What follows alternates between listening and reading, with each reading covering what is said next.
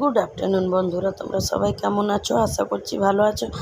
আমিও ভালো আছি। এখন শরীরটা একটু খারাপ ছিল, তার জন্য কোনো ভিডিও দিতে পারছিলাম না। আগামীকাল দিয়ে আমি ভাবছি রেগুলার ভিডিও দেব।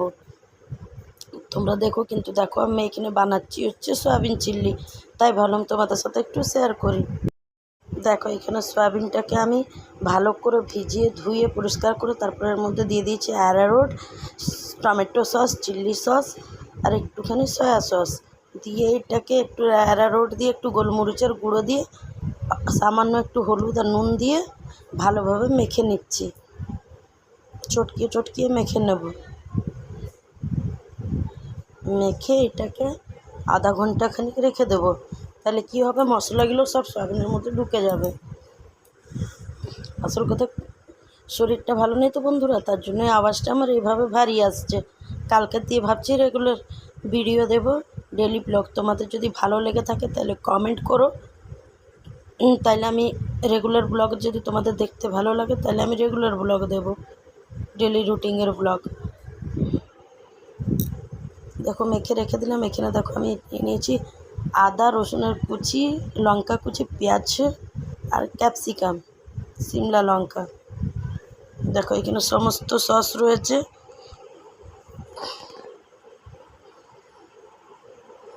দেখো বন্ধুরা, এখানে কড়াই বসিয়ে দিয়েছি, এর মধ্যে রিফাইন তেল দিয়ে দেব। তার মধ্যে রিফাইন তেলটা গরম হয়ে গেলে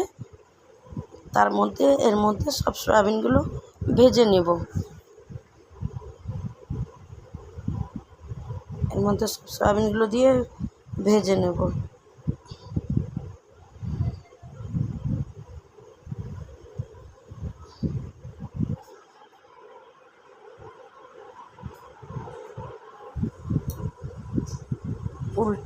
উল্টিয়ে ফিল্টিয়ে ভালোভাবে ভেজে নেব, লাল করে, লাল হওয়া অবধি পুরো ভেজে নেব।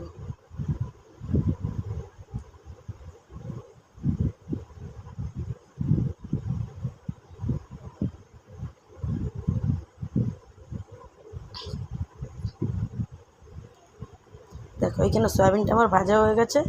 আবার একটা থালাতে তুলে রেখে নেব সবগুলো।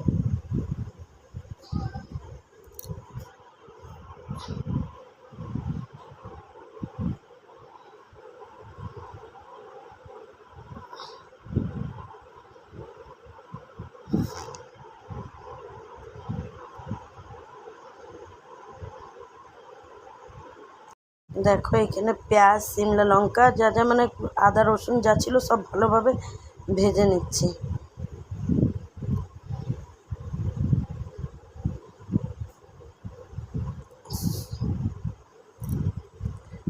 দেখো বন্ধুরা, সব ভাজা হয়ে গেছে। দেখো এখানে আমার চিল্লিটাও রেডি হয়ে গেছে। মাঝখানে একটু দেখাতে পারিনি, আমার মেয়েটা অনেক জিদ করছিল, তো তাই জন্য ওকে একটুখানি নিয়ে নিয়েছিলাম। দেখো এখানে আমার চিল্লি রেডি হয়ে গেছে। দেখতে কেমনি হয়েছে কিন্তু তোমরা বলো। খেতে তো অনেকই ভালো হয়েছিল। দেখো